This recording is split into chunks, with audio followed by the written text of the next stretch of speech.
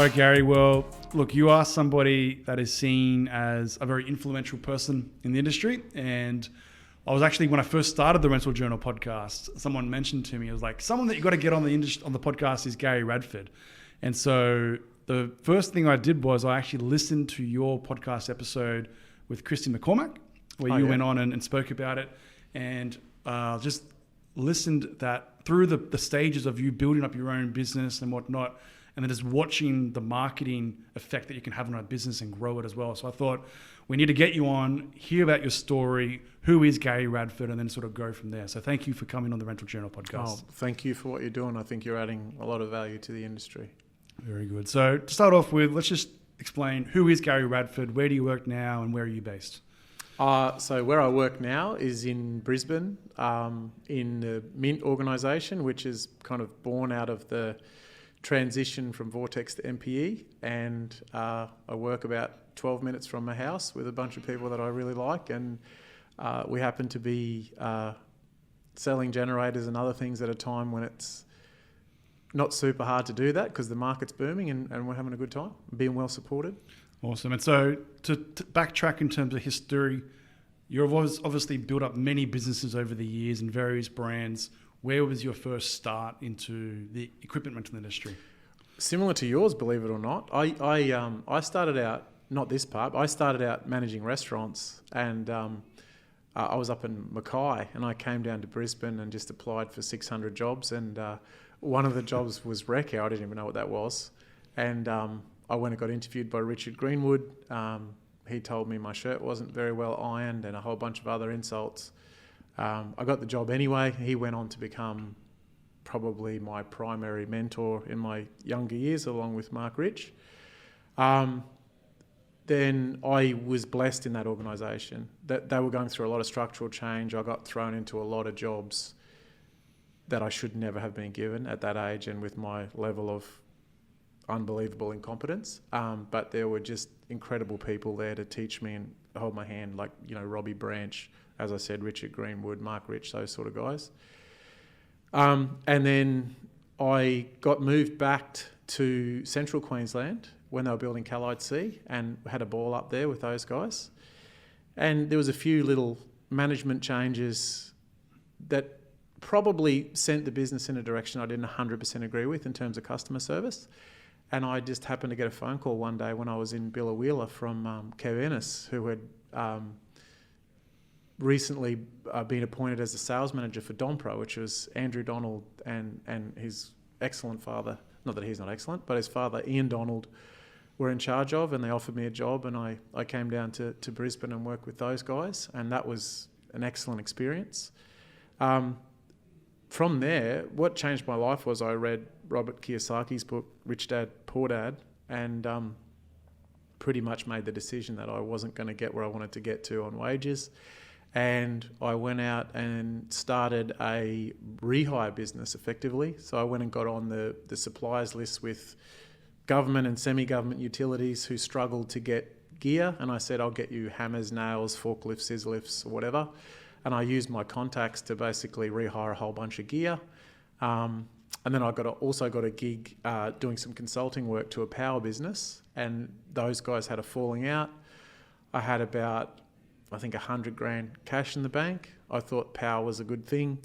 Got on a plane, I went to Singapore, opened the yellow pages in the airport under G for generator, and I scrolled through until one person, Sim Kwang Yao from PremiAir, agreed to pick me up from the airport, and I threw a check on the table, bought a container load of gensets, came home to Australia, started Generator Solutions, and sort of went from there, I guess. Wow. So I've heard a lot of people have come out of the Wreckair days, and something about that organisation, there seems to be like a very strong culture, and a lot of leaders came out of that organisation. What was it about Wreckair that made it different, do you think? Look, I think I think it's also important. It's too easy to cast Coates as the Darth Vader and Wreckair as the Luke Skywalker. Like, that's the way I saw it because I was a teenager, and there's all these iconic people around me, Stan Lober and those sort of guys. I think it was an era that was very customer focused. Andrew Finnis, those sort of people that were just legends of that era. One thing I think Wreckair did spectacularly well was develop juniors. So Richard Greenwood had a program, I can't remember what it was called, like, Junior Executive Future Program or something like that. And he made a special effort to get the younger people in the group into the organisation. And he did it in a way that I still think rental industry should do it. There was a little bit of formality about it, but it was mostly about throwing you into every part of the business next to good people. So you would start out and you'd spend 3 months in accounts receivable chasing money. And then you'd be down the back shed with Kev Hosky patching toilets and cleaning out sheds. And the next day you'd be out with George Mully learning how to be a branch manager. And through osmosis, by the time you got to be ready for a leadership position, you'd done everything in the organisation. You understood the business from the shop floor to the boardroom. And Richard Greenwood's a very bright guy, and I know that was by design, but he implemented it in such a way that it seemed accidental. But I think that's what set Wreckair apart. I actually remember very specifically being at it was a strategic planning conference thing up in Bribie Island, and there was Darryl Greenwood, Stan Lober, a whole heap of other people. I don't want to miss anyone's names, but I remember looking around the room thinking, look at the team I'm on. Yeah. Darryl Went, those sort of guys, like, who's going to beat this crew? And then John Tate, Gary Northover, those sort of people gave me the opportunity to go and do different things in different geographies and different parts of the business. And I was lucky enough to have a good enough group around me that we did really well. And I loved it. I bled yellow. I still, like, I was at the... I was going past the hospital the other day and there was like a old road barrier there with an old Wreckair sticker on wow. it. You'd nearly choke up about it. Coast guys are going to hate hearing this. But yeah, I think I would like to reframe that Wreckair discussion more as there's a little bit of a golden era there, I think, when the industry firmly understood what it was, and it's a people industry. You look after your people look after your customer. The rest of it's asset management. It's not that complicated. And the fact that you were doing so many roles as part of that program, there's a mentality for the employee itself to have that yes mentality. Yes, I want to take on more opportunities. Yes, I want to challenge myself. So is that something that you always had, or where did that come from? I think that's a product, once again, of the leadership group. Robbie Branch and those guys, they would just dare you to do it. Like that, and they would believe in you. And when you tripped over, they would point and laugh, but they would pick you up and dust you off, and off you would go again. And I think one of the good things about the rental industry is if you sit around a table with anyone who's been in the industry long enough, all their stories are about the mistakes they made, and those are the times when you kind of come together as a group. So I think it was that the leadership, the innate leadership in the group was such that young people were not afraid to take risks and have a go.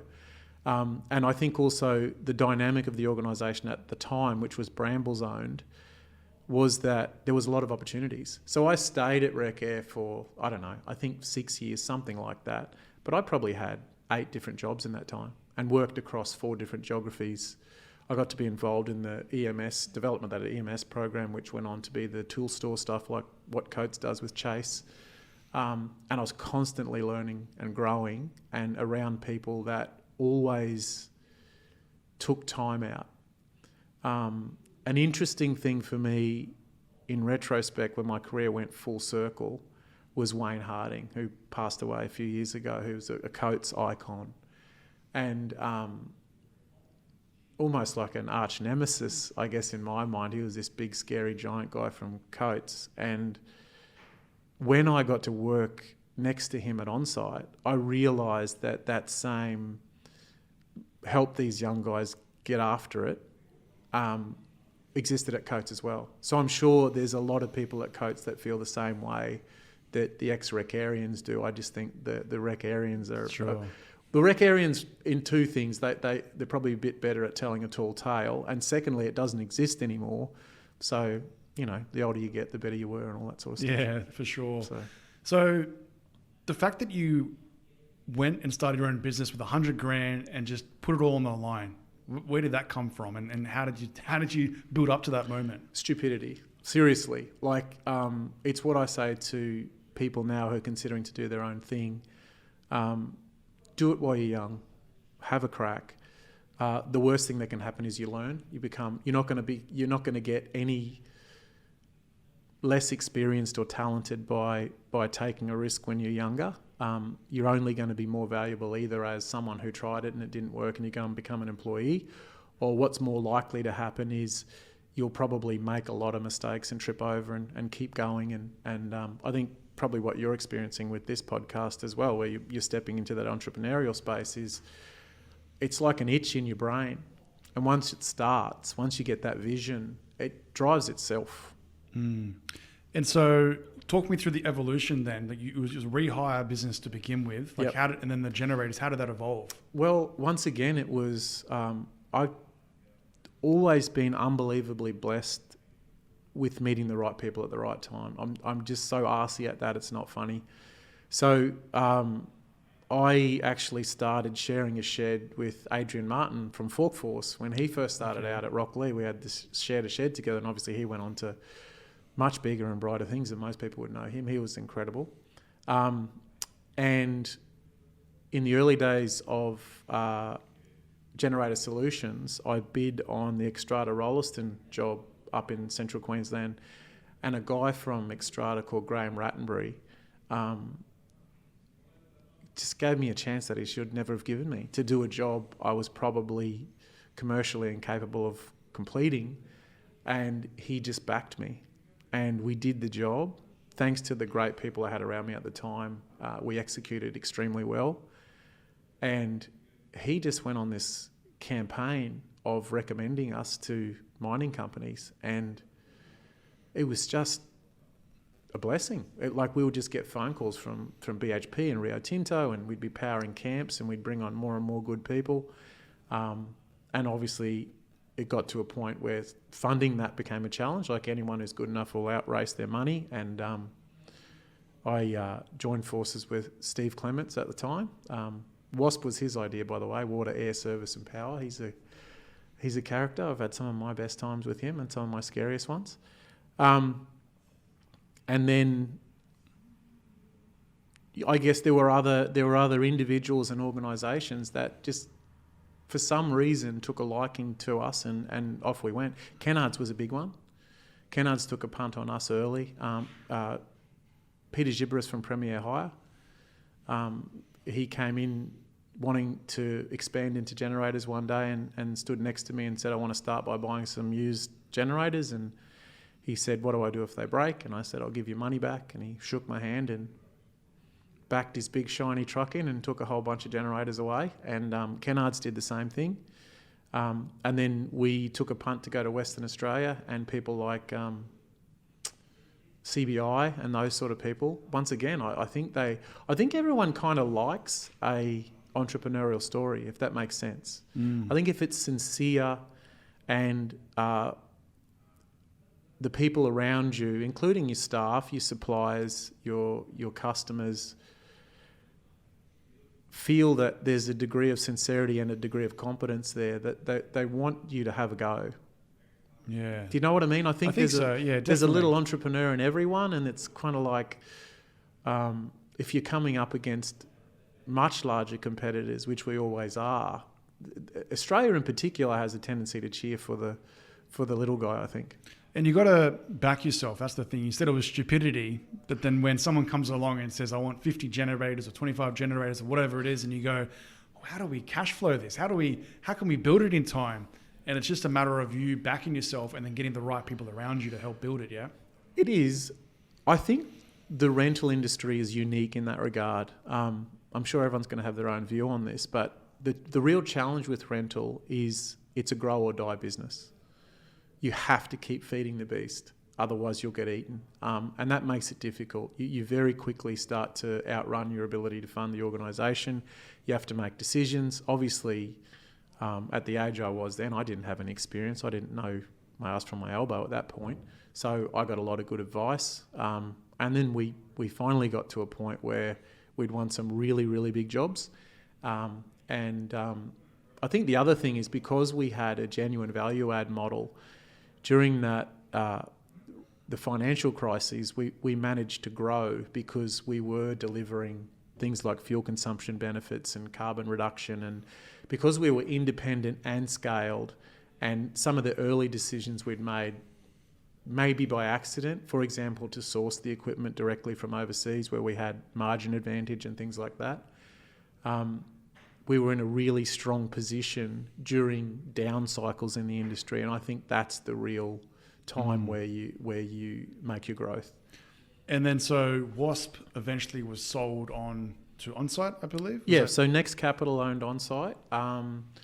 WASP was, I think, you forget this after all this time, but I think WASP was about 65% sales and 35% rental, something like that. Obviously, the rental arm being absorbed into Onsite. A lot of our customers that bought equipment were rental companies, and you had that old dilemma about buying off a potential competitor. So then I created the Red Star brand, and we used that as the capital sales arm, which went on to eventually be sold to JCB CEA. And that was the reverse. These are how incestuous the industry as well is, so that Kev Ennis put me on into Donpra, which was a life-changing thing for me, and I employed Kev into Red Star, which was probably a less positive, life-changing experience for him. And then off we went.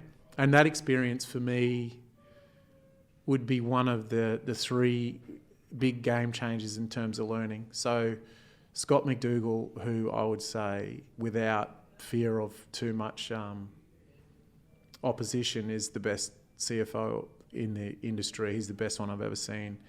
He held my hand through that due diligence process, which was very difficult, but it was a baptism of fire. And I learnt more through that than I'd learned from the preceding 10 years. And then, once again, Scott McDougall basically said, and Next Capital were good with this as well, but particularly Scott McDougall said, look, I think if you make 10 decisions in the field with a customer, I reckon you're going to get 7 right. You're going to get 2 that'll be okay, and you'll get 1 failure. So I'm just going to back you. And that reminded me of Wreckair, where it was, go west, young man. We're going to look after you. Off you go. So we went and sat in front of projects that were absolutely enormous. I think we spent $90 million on Denyo generators in about a 3-year period, and smashed it. So we had a very specialised sales crew with guys like Craig Watson, who were just such a perfect foil to the stuff that I was terrible at. And once again, customers supported us. Chris Baker from CBI, Len Greenhalgh. You'd go and have dinner with these guys, these relationships that you would build, and they would trust you to do enormous projects. And then the people on the ground in your own organisation would sort of feel your trust in them, in their ability to execute. And it sort of took care of itself. And it was a great ride. Lou Quistini came on board, which was a person that I learned a lot from. Onsite was cool, interesting. So you sold WASP part of the business out, and then Red Star eventually became what it is, and then that sold off. You worked at Onsite then for a period of time? I worked for Onsite for, I think, a good 6 years. It's probably 2 years more than I should have, which is a good learning for people who sell their businesses, I think. I probably should have gone back out and done my own thing earlier than that. Not for any negative reasons within Onsite. I think it's... I wax lyrical about my theory that a business goes through 3 stages of growth. It starts as a race car, moves into like a Sydney to Hobart yacht where you can sort of step away and trim the sails a little bit. Then eventually it becomes an oil tanker where you're, the likes of Coates and even Wreckair and businesses like that. And Onsite today, where they're so big and so hard to turn that your main job is looking out for icebergs. Yeah. And I think maybe the biggest learning I've made in my career about myself, and also when you're recruiting other people, is that people are generally suited to one of those 3 stages of growth. And if you find yourself down the other end of the spectrum than where you're suited, it can become a little bit uncomfortable. Yeah, so talk me through the mentality of building up your own business and then working for an organization again. Like, was that a big shift that you had to make?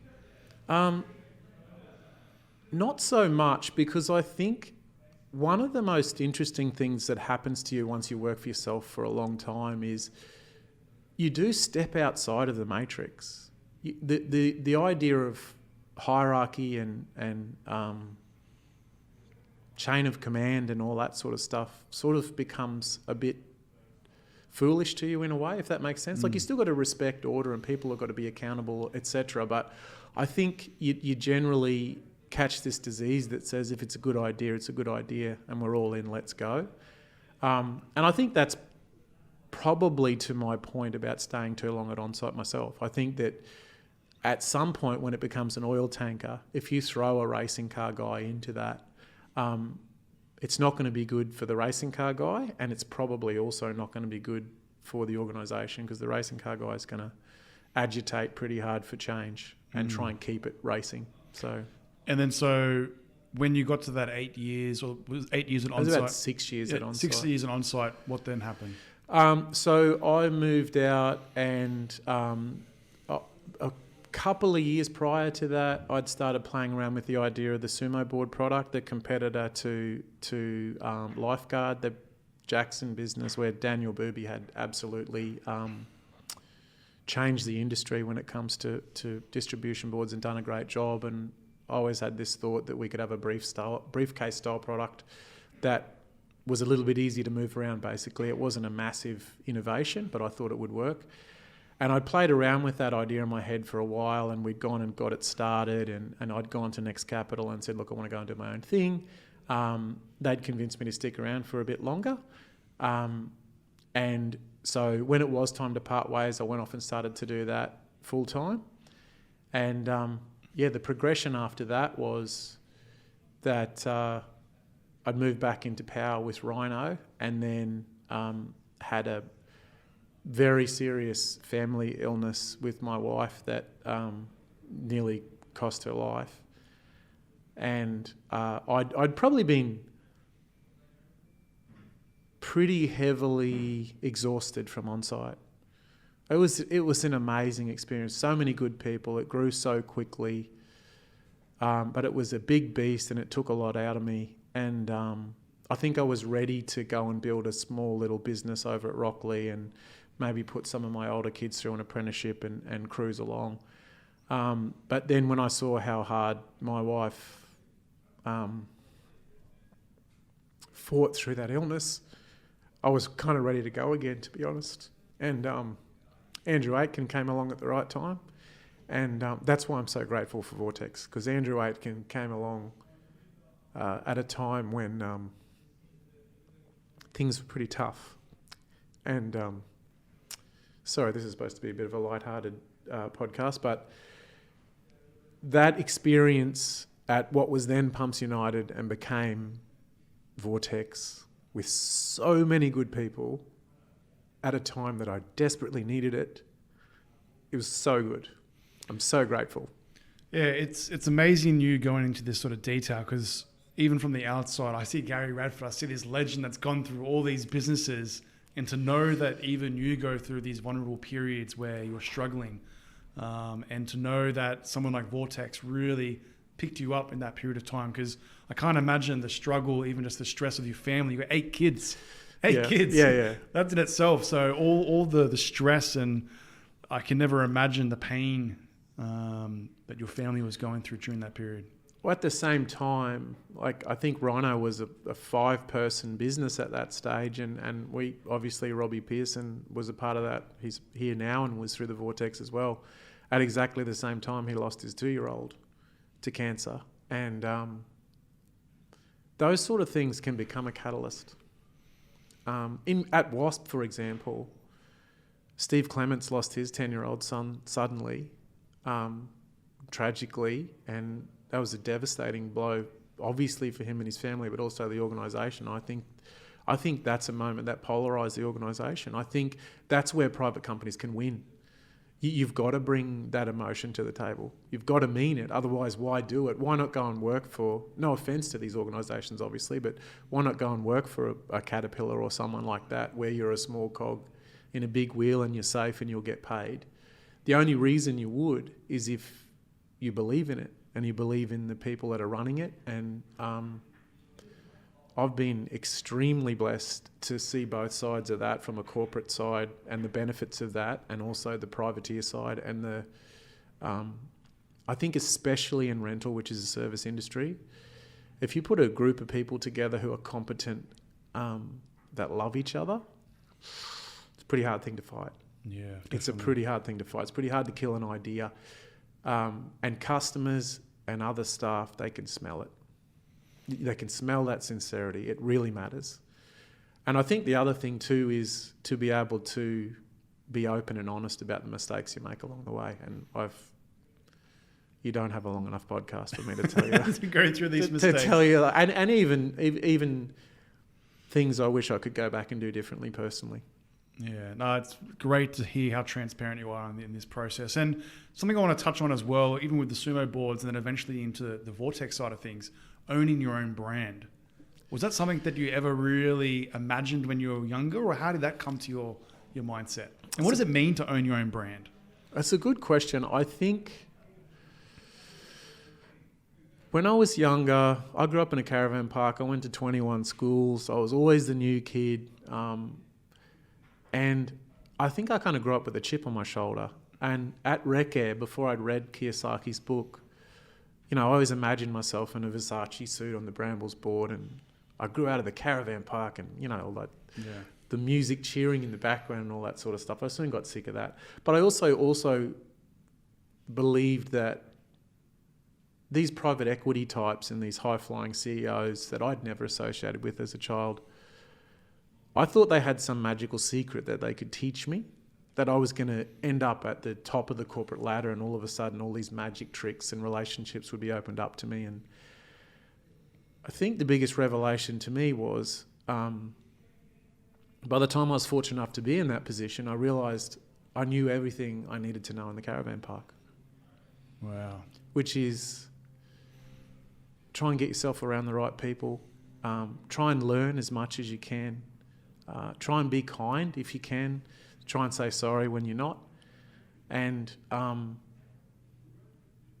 don't know, maybe be brave or dumb enough to suck at something new as well. I think that's important. Like people talk about me like a generator guy. If you go and talk to any of these technicians out there, if I want something fixed, I'll walk out there with a shifter and walk towards a machine and they'll tackle me. I couldn't change the oil in my car. I can tell you how it works and what it does, but I'm not a product expert.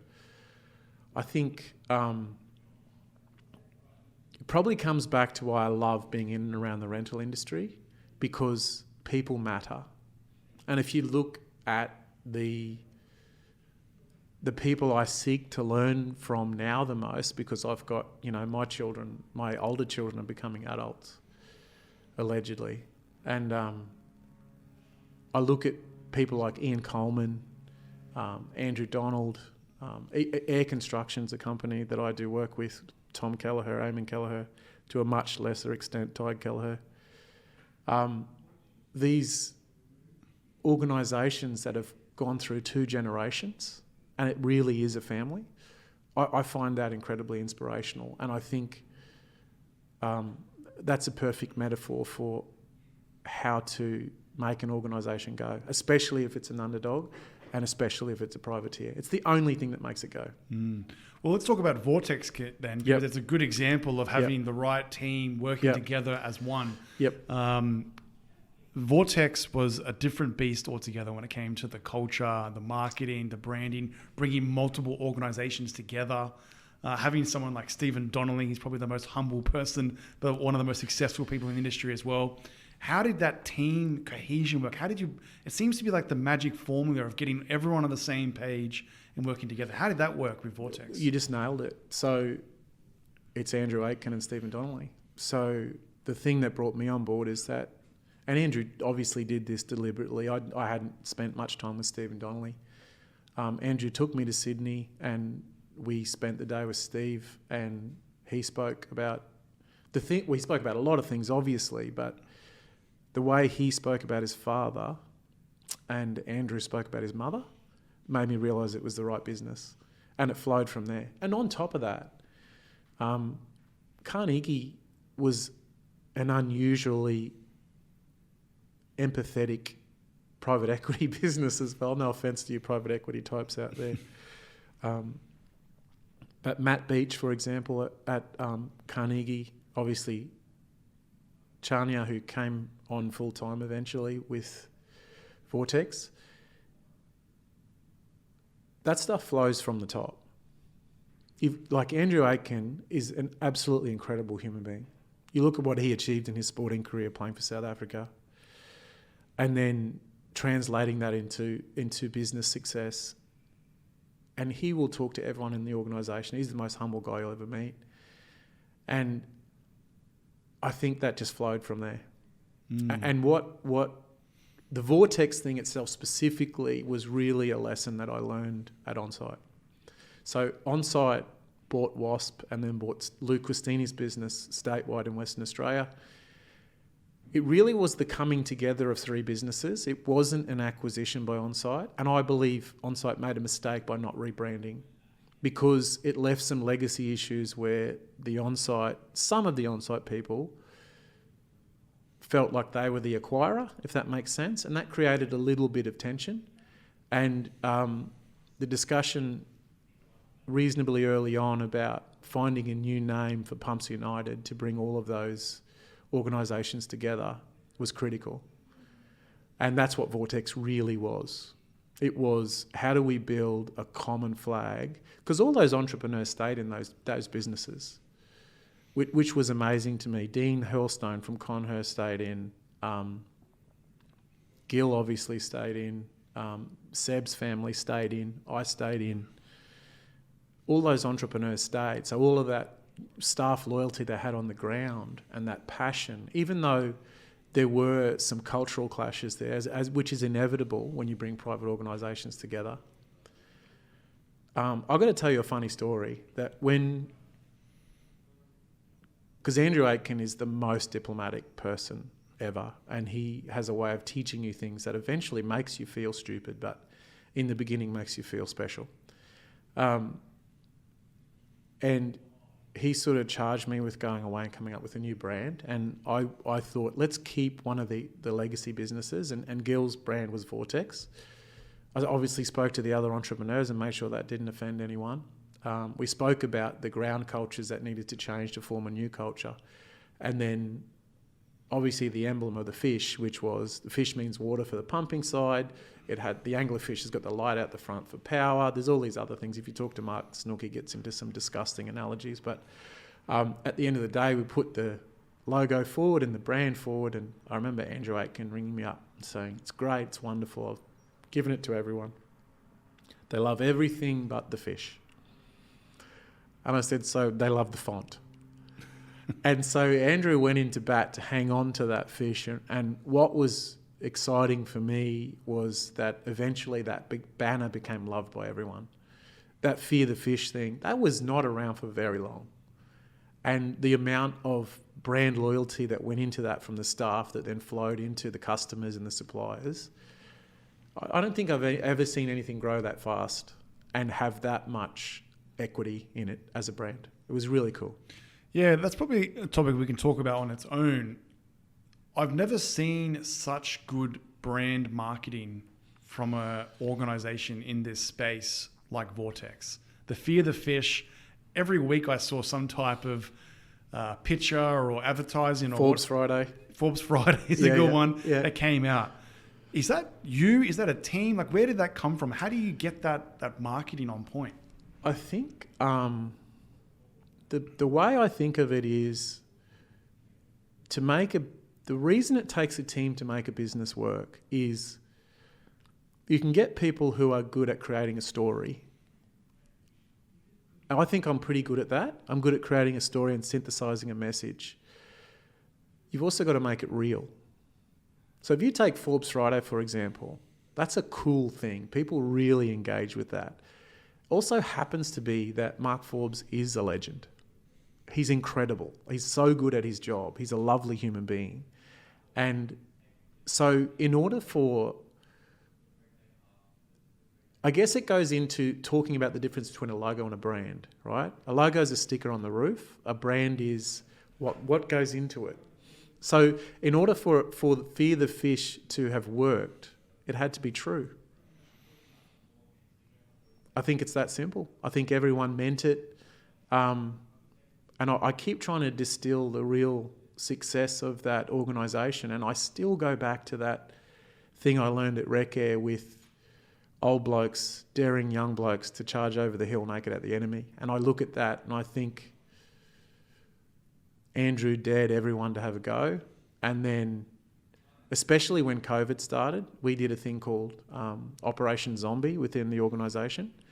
And that was, everyone's going to panic now. We don't know what's going to happen. We can't go and see our customers. How do we rally the troops and make more people know that Vortex exists than ever before? How do we be brave in a crisis? And I think that was about throwing the gauntlet down to the older heads in the group, the Brendan Donaldsons, the James Sebbs, the Mark Snooks, to lead. Because there was a plethora of talent of young people in the organisation. You got Shayla there, Shayla Schultz now, Clint White. They both won Turbo Mega Awesome Rental Guy of the Year or whatever it was, and they deserved it. And a lot of other people on the ground that are too many to name. And I think daring those older heads to lead and motivate those young people is what made it work. And I think if you follow that naturally up the river, it starts with people who have a sincere desire for people to succeed, like Andrew Aitken and Stephen Donnelly. Stephen Donnelly really means it. He really means it. I know you've interviewed him, but he's actually a good person. Andrew Aitken is a good person. Gil Milton is a good person. Just vegetarian. He's not. I didn't say he's not a good guy. He's a good person. But the last thing I'll say on that, I don't want to go on about it too much, but the last thing I'll say, obviously the crew that was around me as well, like real close to me, my immediate group, the Robbie Pearsons and the John McCormacks and those guys.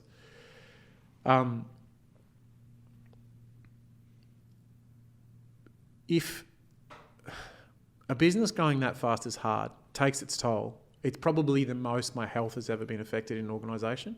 I loved it, but it was hard. It was really fast.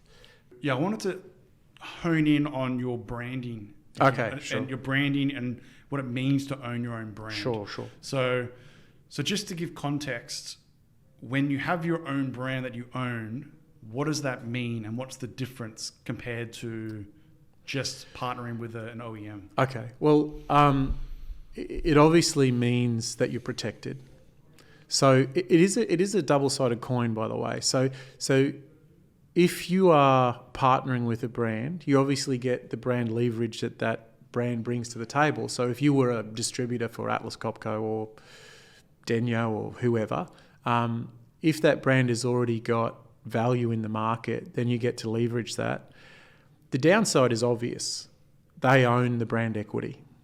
And if circumstances change or let's say something that commonly happens, an OEM changes its distribution platform from dealers to they're going to set up their own branches. If you've spent the last 5 years growing a private company and the backbone of that company was I'm a ABC Proprietary Limited dealer, they can just come and take that from you. So it's a fine line. I won't say, look, my strategy is absolutely to develop your own brands if you can, and either manufacture your own products or white label them, or as we do, a combination of both. The other thing it does, obviously, is you can build equity in sub-brands. So, we've got a stable of brands at the moment that could be sold one day as a group or could be sold off individually to different people. So I think you've got to keep that in mind as well. Look, I learned a lot of this from the work we did at Onsite with Professor Mark Ritson from Melbourne University. I recommend looking him up online. He's an unbelievably smart person in this space. So I don't think there's a right or wrong answer. I do it the way I do it because I'd rather be in control of my own destiny. Having said that, if you've got an exclusive territory as a Mercedes-Benz dealer, there's tremendous value in that as well. So maybe just to give the listeners some context, what are the brands that you currently have under Mynt, and what does that brand do? Okay, that's a good point. So I think the metaphor, maybe it's because I started out running restaurants. I never thought of that before you asked me this question. I always imagine any business as a restaurant, and I think about how to get close to the customer and how to start out with a simple menu that the customer can understand so they know what they're getting. Within the Mynt group, we've got power, fuel and distribution. That's part of the brand positioning.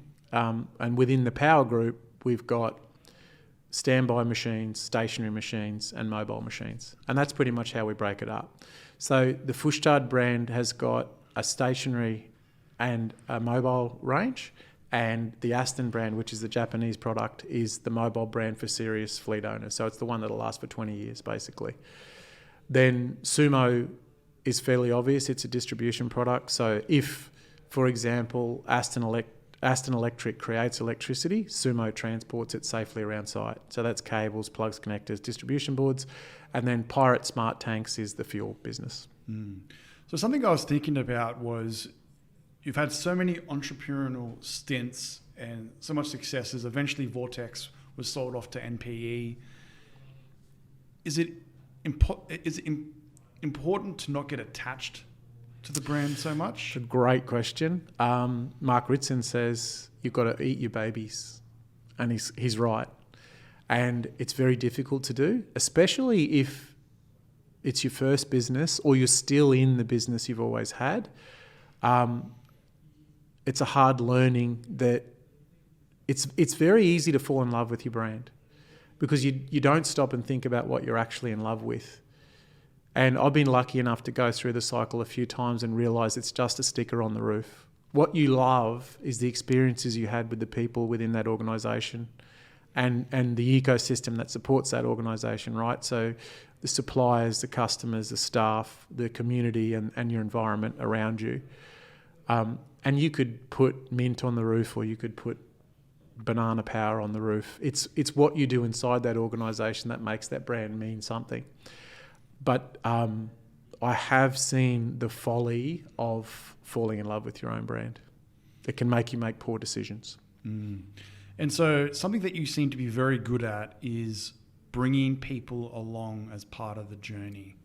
So we were talking before the podcast that we recruited some staff from like Barbecue Galore, for example. Yeah. So maybe it would be interesting for you to talk about how you recruited some of your staff and how you mentor them along the way and what it means. Well, I wouldn't say some, I'd say most, to be honest. I think, I believe all the cliches that the really, really successful entrepreneurs talk about, the Richard Bransons and those sort of guys, are true. You can really teach anything but how, I'll say it bluntly, you can teach people how to do anything but how not to be an asshole. So there's a couple of good anecdotes around here, of course, like our sales manager sold me a barbecue during COVID, and the way he handled the transaction made me employ him immediately. One of our tech guys sold me a bike during COVID, and the way he's handled himself with about 5,000 customers around him made me, obviously I use the barbecue more than the bike. But I think if you find people that have the right attitude towards other people, they've got a base level intellect, a curiosity, and they're industrious. I really believe we could go out tomorrow and start a business selling pillows and be successful. That's amazing, isn't it? Well, I just think it's true. I think you can get the technical knowledge if you've got the right culture. The right culture's hard to develop. It's even harder to maintain. And it's that box 3 rule that we really brought in at Vortex that changed the game. And that's an old principle I won't bore the Vortex people. I get so bored hearing this. But essentially, if you imagine two axes, and on one axis you've got a person's competence, and on the other axis you've got the person's cultural alignment, right? So basically one axis says, are you good at your job? And one axis says, are you an arsehole or a nice person? You end up with 4 boxes. Box 1 is someone who's not culturally aligned and not particularly competent. Very easy to get rid of that person. Box 2 is someone who's not yet competent but very culturally aligned. You train that person. Box 3 is a person who's extremely competent but toxic. And then box 4 is a competent person who's culturally aligned. And, if a business is to go well, you're constantly trying to get the box 4s to move into a bigger job where they become a box 2 again and learn, and to pull the box 2 behind them. The hard person is the box 3. And I see that undo businesses every day. It's such a powerful observation that if you talk to any person that has a job and you explain to them that a box 3 person is someone who's really good at their job but they're just a prick, nearly everyone has one person come to the front of their mind. I've actually heard this. I was listening to, I think, a TED Talk. Yep. And someone was saying at every business you can walk in and say, point to the arsehole. Yep. and it's possible. It's tougher than that, though. It's point to the competent arsehole. That's the problem, right? So you get a sales guy that's making it rain and everyone around him is miserable because I shouldn't have picked on sales, but you get my point. Sure. It's very hard to move that person on. In my experience over time, the energy that box 3 person takes out of your box 4 group is always more powerful than what you'll lose by making them move on. Yeah, I think businesses, they get trapped in this addiction to the money or the success or whatever it is that person's bringing the organization. Like, if we fire this person, we're going to lose half our revenue. We can't let go of that person. But then the toxicity that they're spreading amongst the organization is much worse than the revenue loss or whatever it is that you're going to lose. The real problem is the box 4 people tend to be the ones that don't complain. So you can't see it. You can't see their reduced productivity. Often they can't see it. They walk in the door and they can't stand being around this particular individual. They don't even notice that it's affecting their productivity. So it takes a huge amount of discipline. I would say it's the ultimate leadership discipline to make sure you know who your box 3s are. Just under that would be the old adage, which is true, that in any organisation, this has been proven in studies, 10% of your people are doing 50% of your work. Make sure you know who they are because they know who they are. And I think you'll find at the moment with a big crunch in terms of supply chain and a shortage of staff, organisations that are turning over a lot of people are realising the pain of that. You've got to make sure you lock down that 10%. They've got to know that they're valued. They've got to have a long-term career progression plan. They've got to have incentives in place that make them stay for reasons that aren't just money. Yeah, and I think you only realise that when they leave. Absolutely. It's the same. I guess it's kind of two sides of the same coin, right? You only realise how toxic someone was when they leave.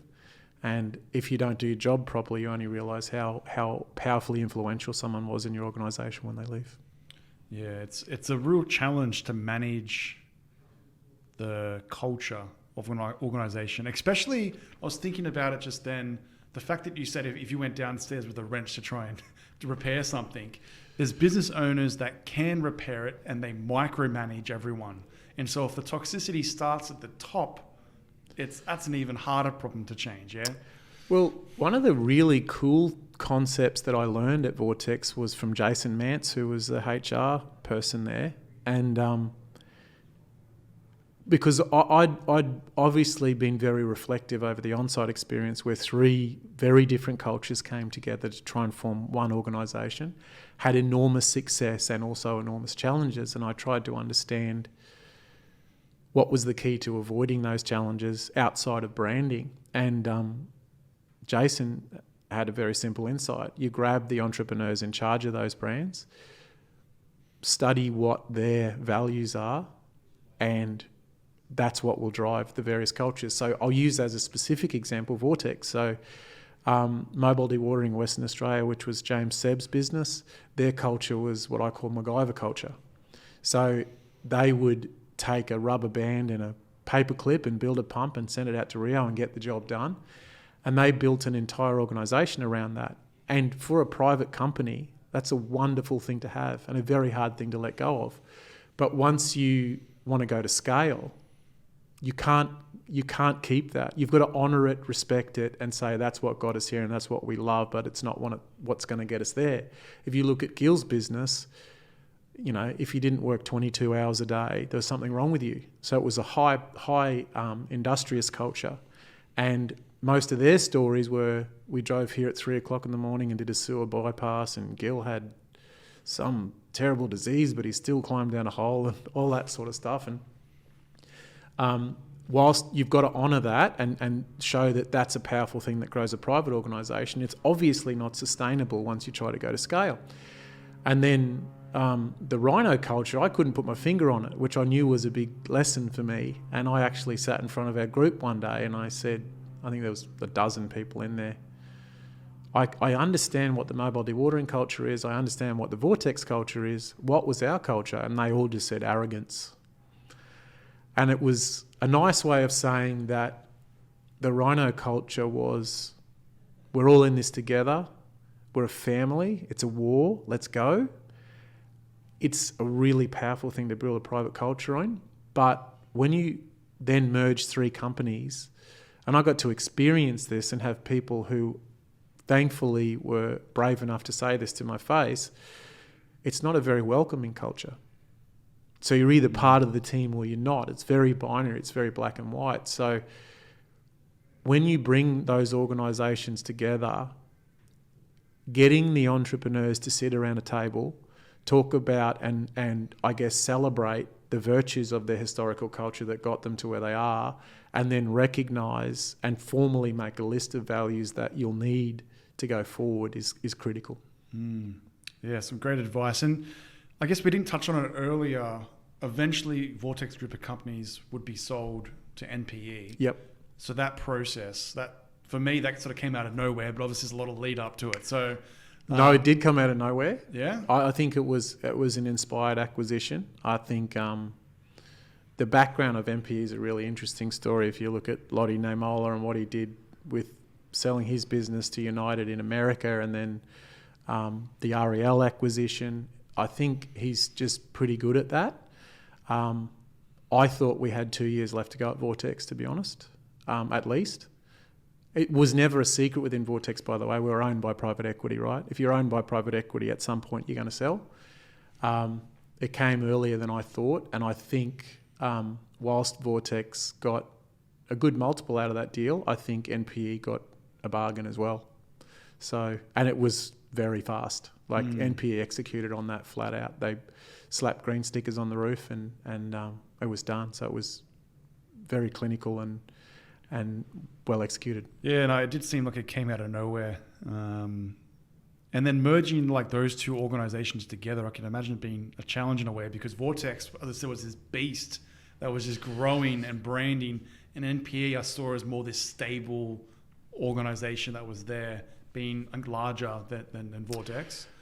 So then merging, obviously we're not part of that now, but I can imagine that being interesting, trying to keep that culture, but then having the person actually acquiring it to have that culture that they've already built up over time. 100%. So, and obviously I was up front with Stephen Donnelly and Andrew in the beginning that when we did get to exit, I definitely wasn't on board to go to the next step as I did with Onsite. I'd kind of learned my lesson from that. I wanted to be extremely helpful during the transition and then go off and do another thing. So I can't really comment on the integration because I wasn't a part of it. And when you interview Gil, I'm sure he'll have some good insights on that.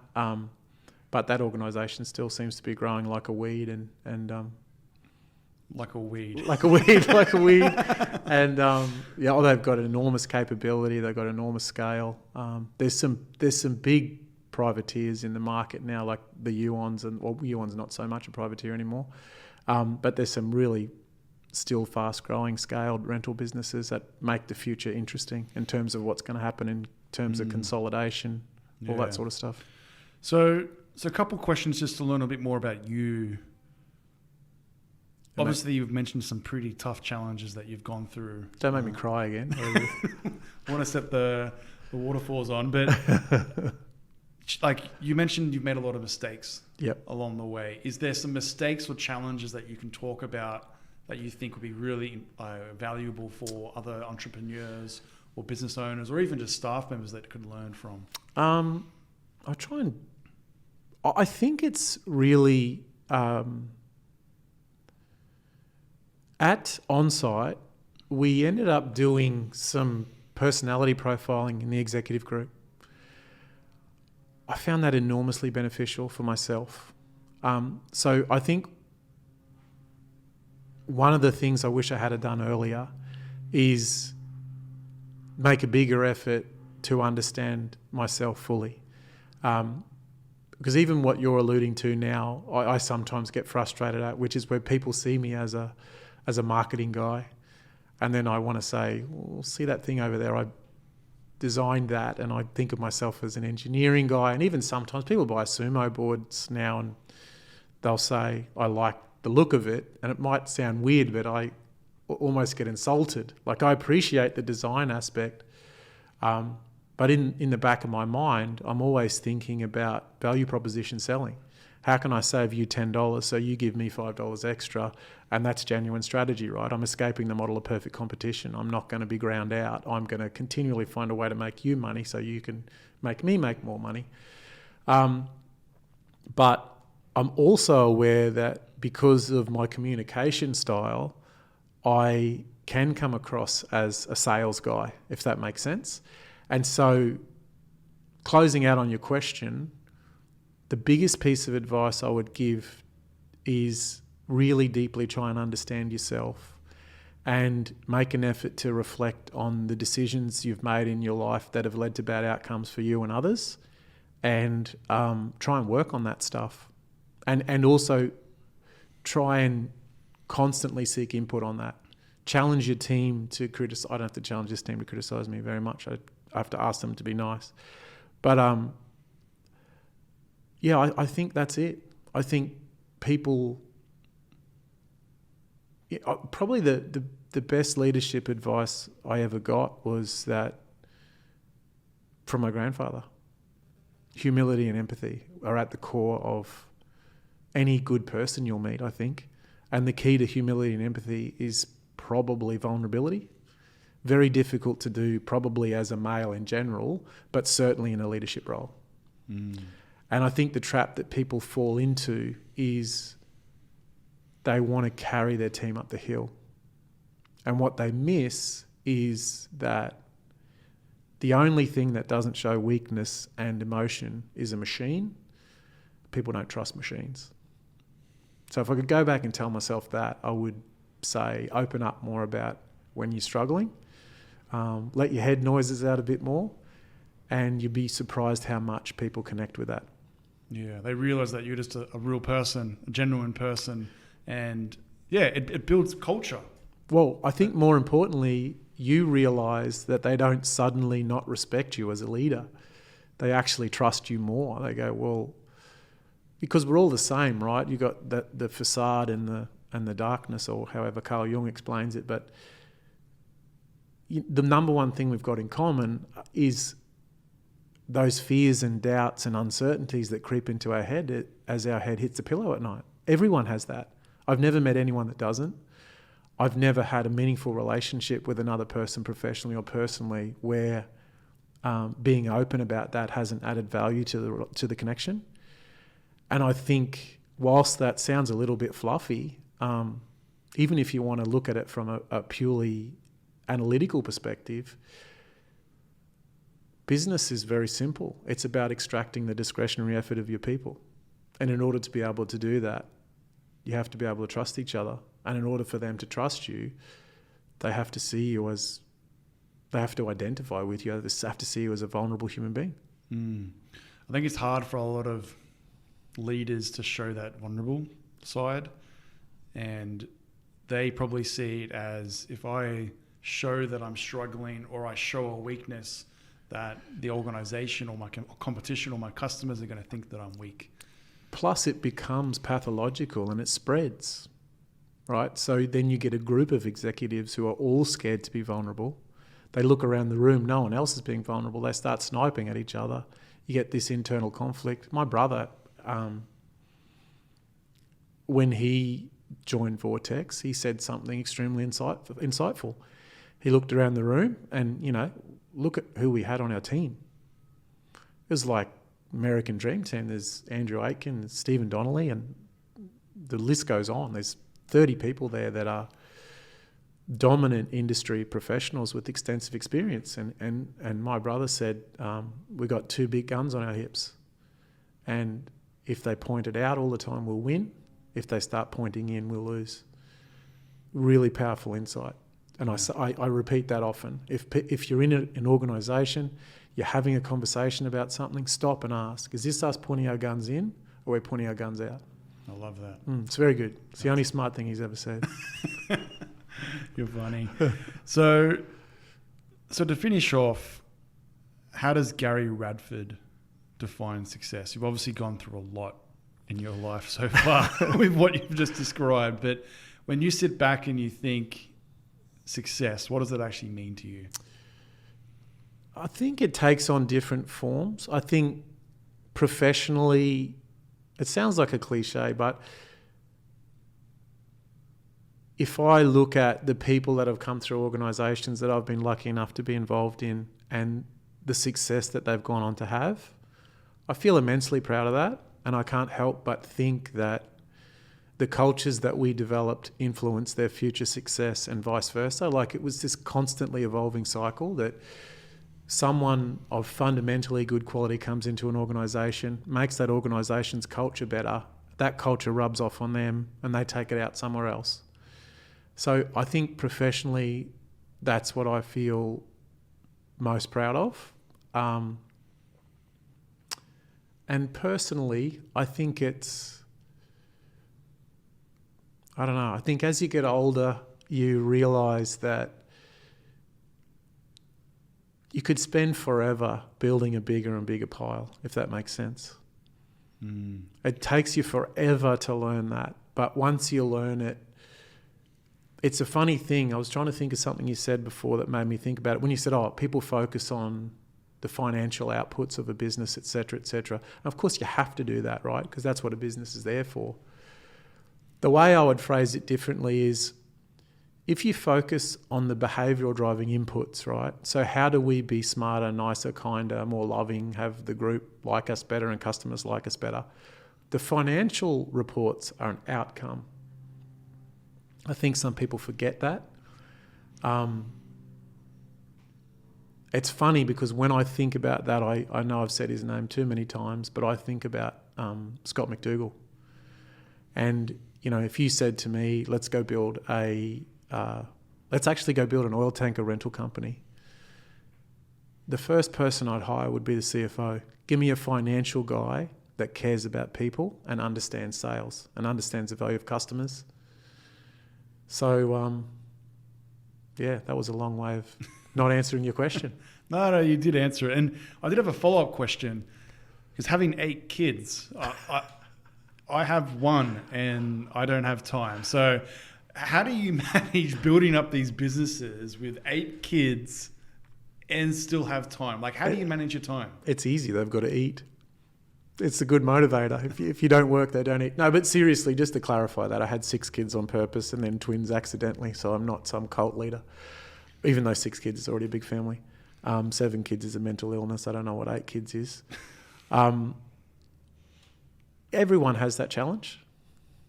Everyone has that challenge. It's the fundamental challenge as a business person. It's what unites everyone, I think. I think it's the reason for safety. It's the reason for wellness. It's the reason for culture.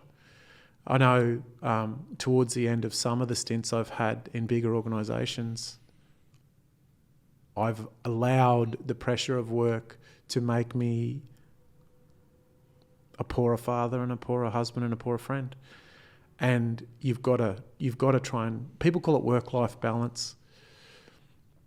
It's hard to define. I think the answer starts with the obvious observation that if you take sleep out of your life, your job is half your life. If your job sucks, your life sucks.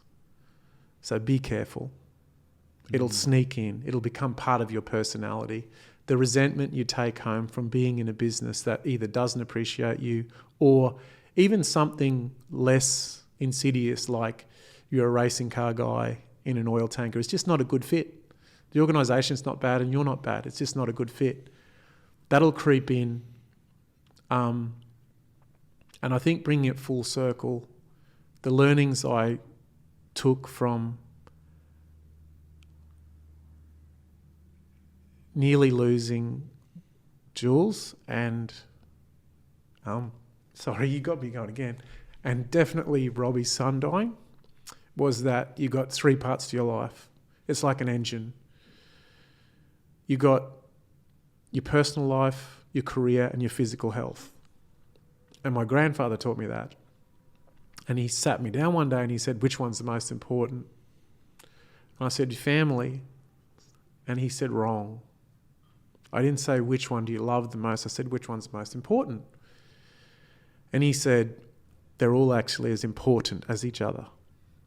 If you let your physical health go to shit, you won't be as effective at work and you'll be miserable at home and you'll die young.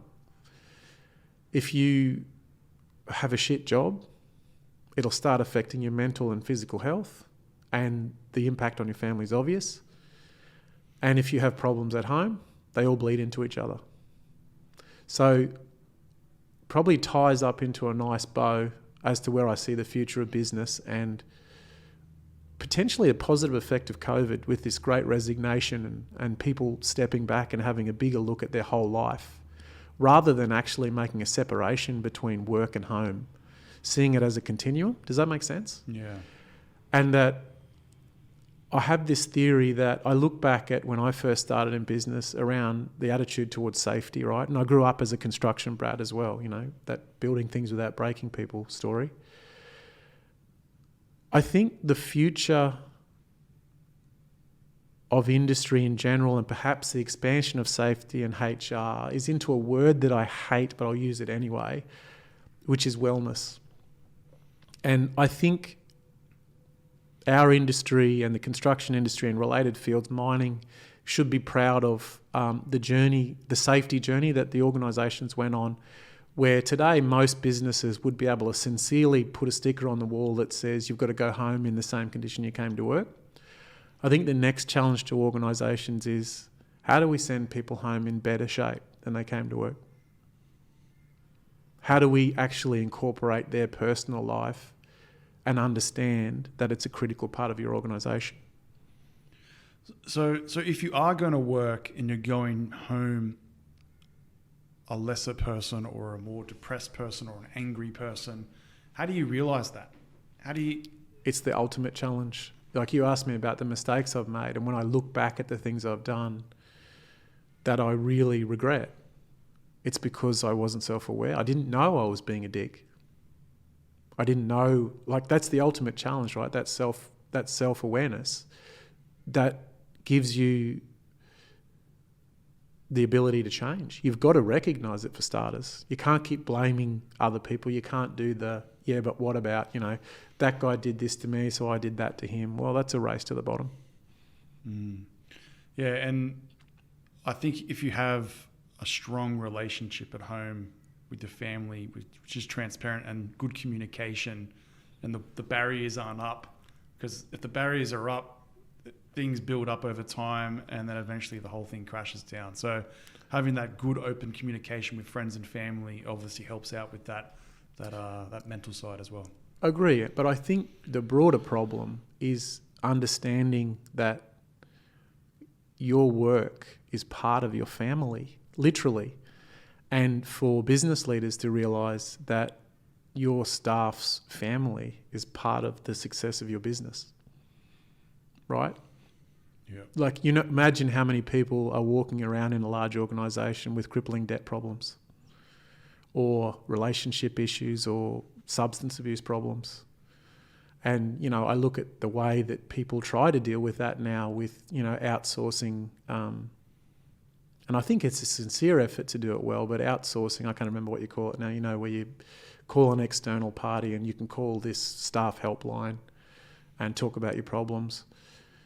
In my experience, I've seen staff view that sort of stuff as call someone who cares.